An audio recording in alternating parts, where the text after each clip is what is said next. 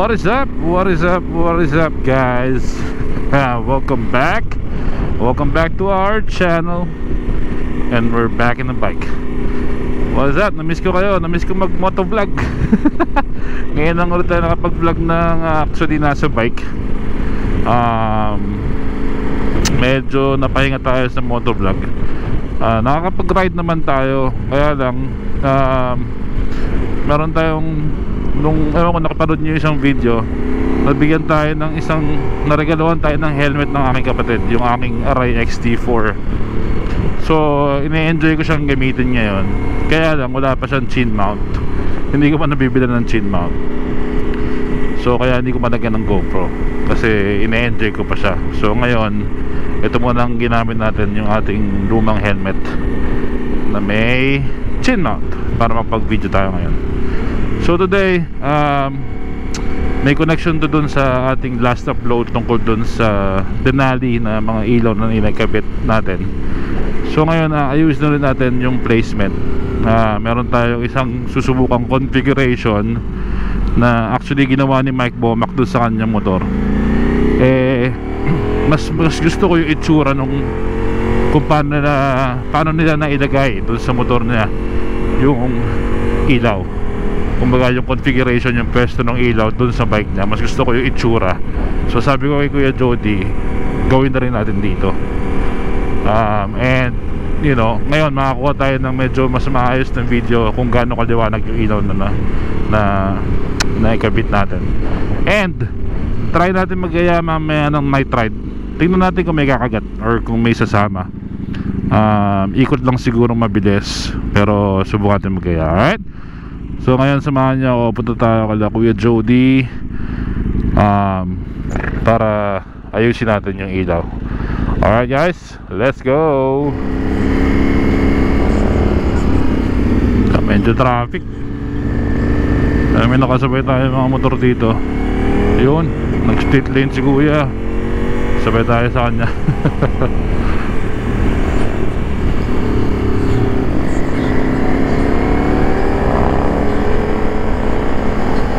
Bayan natin si Manong Hardy. Pasabay. Rush hour na kasi kahit saan na yun, traffic.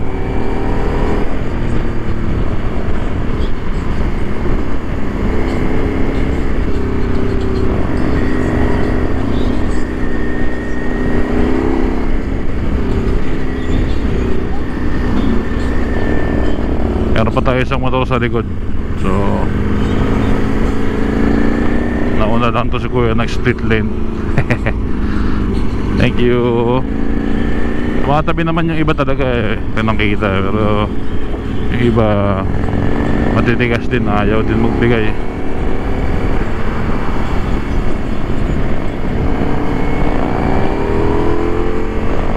Upak-upak si Kuyang Hardy oh.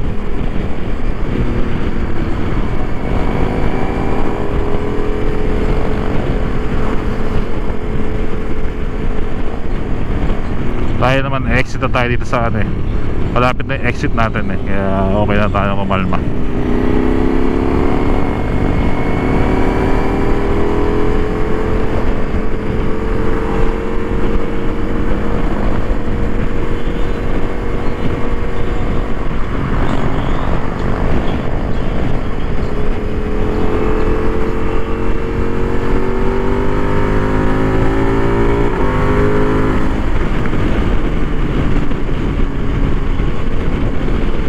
Dito rin ata sa exit.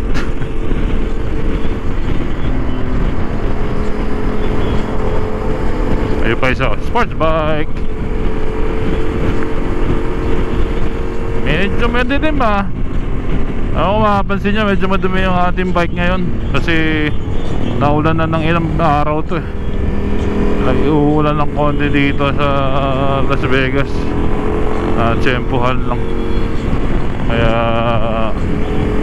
medyo dirty siya. So siguro after ng linis ito this weekend, mahugasan natin itong ating motor. Alright, sarap ng weather ngayon. High 90s lang. I mean low 90s, high 80s. Kaya masarap mag-ride. Kaya maraming nagmumotor talaga eh.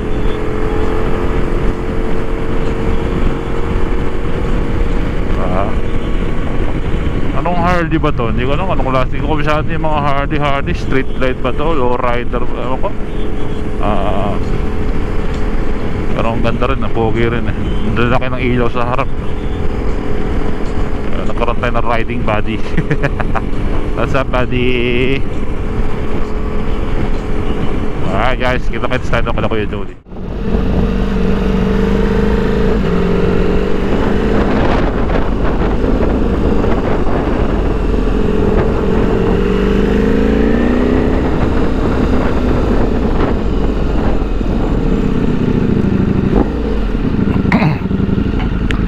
Sa loob antay natin labas tong kanyang 4Runner. Pakita ko sa inyo mamaya yung ano, yung GS nya. Pogi rin GS to ni Kuya Jody. Kompleto rin sa ilaw to eh, sa gadgets. So lalabas na muna yung kanyang ano, kotse, tapos pasok tayo sa loob. Yung labas na yung kotse na, pasok tayo.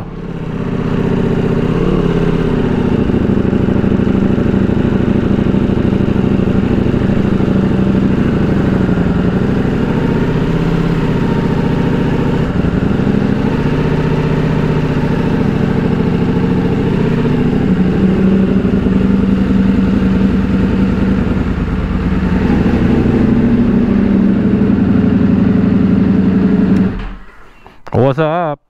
What's happening? What's going on? Oh yeah? Hello. Should have known.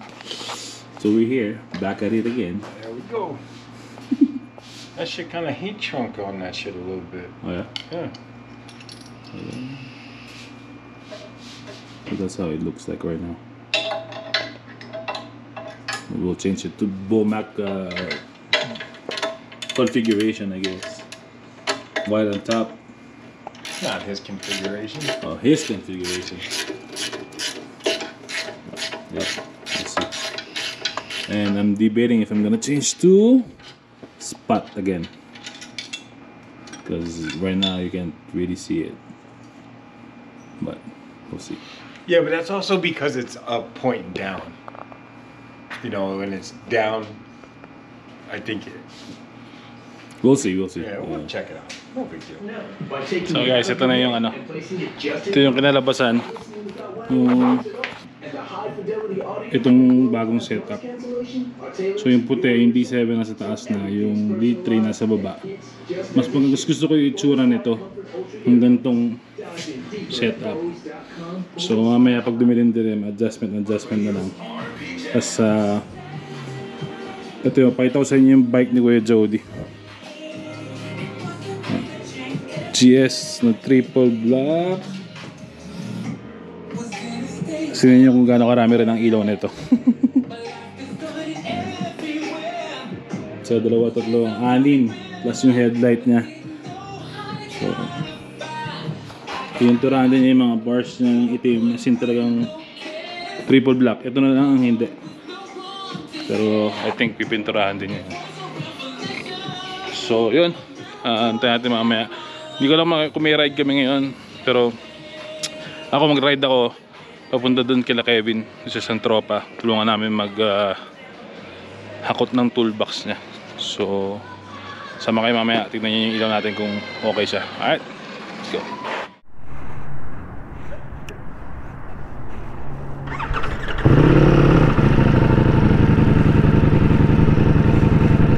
Super high.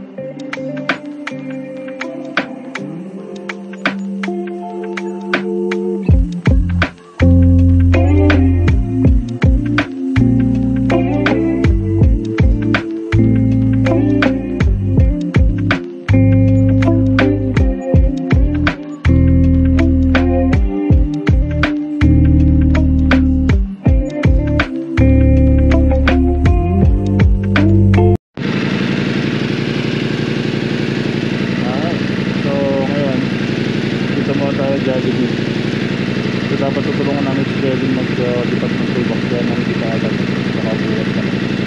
Ngayon buti mo lang makasama ko, so dati din mo. Pero yan yung ano guys, pagpatay yung dilaw, yan yung full fill ng Denali. Comment down below kung maliwanag ba. Pero pagka yung regular driving lang, siguro yan yung headlight, tapos ito yung intensity ng ano, ng yan. Tapos paglalagyan natin ng dilaw, yan. So yung dilaw hindi masyadong kita, so nag-iisip ko na magpalit ng ano, ng lens, yung spot lens yan, kasi mas kita siya. Pero let's see,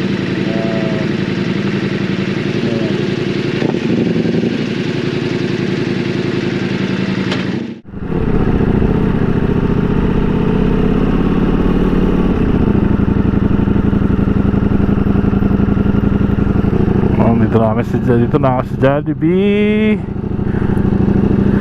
Bida ang saya.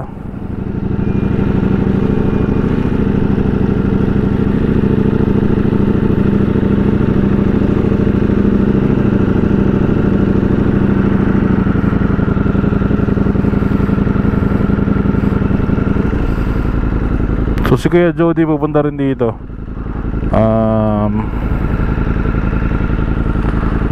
Siyempre nauna lang tayo kasi nakamotor tayo. Pero pasunod na rin yan. Alright, ayaw mo tayo. Ayun, naburnado yung Jollibee natin. Kasi niyaya ako si Mike Bomac dito sa Jollibee kasi malapit tayong bahay niya dito. So sabi ko punta kami ni Kuya Jody dito, kaya na nag-text. Sabi niya dito na kayo kumain sa bahay. Okay. So punta tayo sa kanila. And meron daw ano doon, may tinolang manokis. So tinola tayo for dinner. Hindi na ako nag-jacket kasi malapit lang talaga dito yung bahay ni Bomac. And naitabi ko na lahat yung gears ko sa loob ng ano, ng top box. So mga 3 minutes lang naman, 5 minutes away, nandun na tayo. Tsaka maganda pala doon, yung sa street nila Mike, meron doon madilim na part. So makikita natin yung ilaw, kung gaano kaliwanag talaga. Ay, ang sarap magmotor. Grabe, sarap ng panahon na. Palamig na ng palamig. So I think pati pagpasok sa work nito, motor na ulit. Pwede nang ano, pwede na magmotor. Tsaka sobrang tumataas na rin yung gas ulit eh. Yung pang-araw-araw natin sa sasakyan, medyo talaga namang napakatakas gasolina. Kaya i-take advantage na natin tong motor, gamitin natin ng gamitin, diba? Kaya naman natin bilhin ito para gamitin. So yes sir. So malapit na tayo kay Mike. Tapos kita tayo dun sa sinasabi kong street na medyo madilim. So yun, dito tayo ng street nila Mike. Yung mga kasalubong lang, antay-antay lang natin ng konti para makita natin gano'ng kaliwanag yung ilaw. Nakakaya naman sindihan ng may kasalubong. Mamumura tayo ng kasalubong natin dito. So ayan, wala nang kasalubong. So tingnan natin kung gano'ng kaliwanag itong ano, itong puti. So yan, halos pitch black yan guys. Pag sinagad mo, ayun, diba? So maliwanag. I think pwede na to, maliwanag na to, diba? So yung normal driving lang is ayan, 15%. Pag sinagad mo, ayan, yan ang sagad. Okay, ayos. Balik tayo.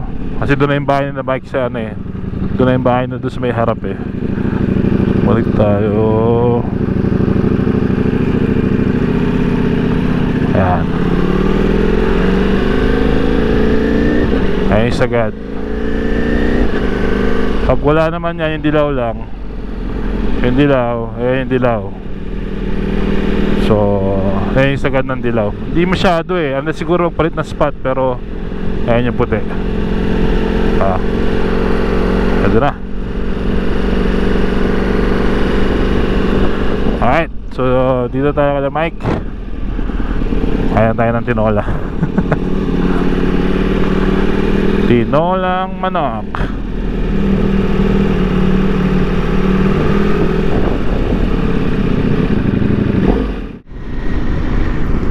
Yun na, uwi na. So natuloy din kami natuloy din kaming tulungan si Kevin sa paglilipat. Buhangin dito. Kaya hindi ko na na-videohan kasi hindi na tayo nag-ride papunta ron. So nakasakay na lang tayo kala Kuya Jody. And ngayon kakapalit lang namin. So pauwi na. And so far so good naman yung yung pwesto ng ilaw. Ayan, kita naman siya.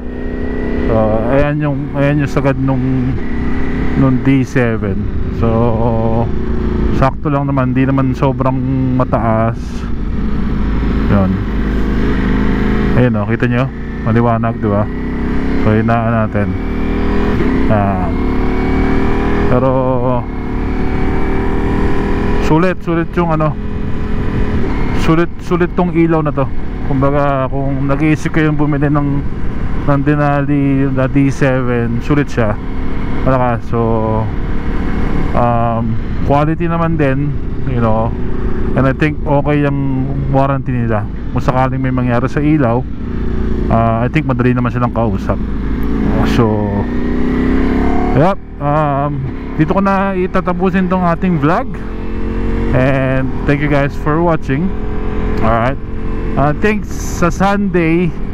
Kung ma-upload ko to agad sa Sunday, meron kaming short ride after work. Pinaplano na namin. So sana ma-videohan natin yun or ma-content natin yun. Alright guys, so like, share, and subscribe. Ngayon, comment down below kung maliwanag yung ilaw natin. Alright, ingat kayo dyan lagi and enjoy. Let's go.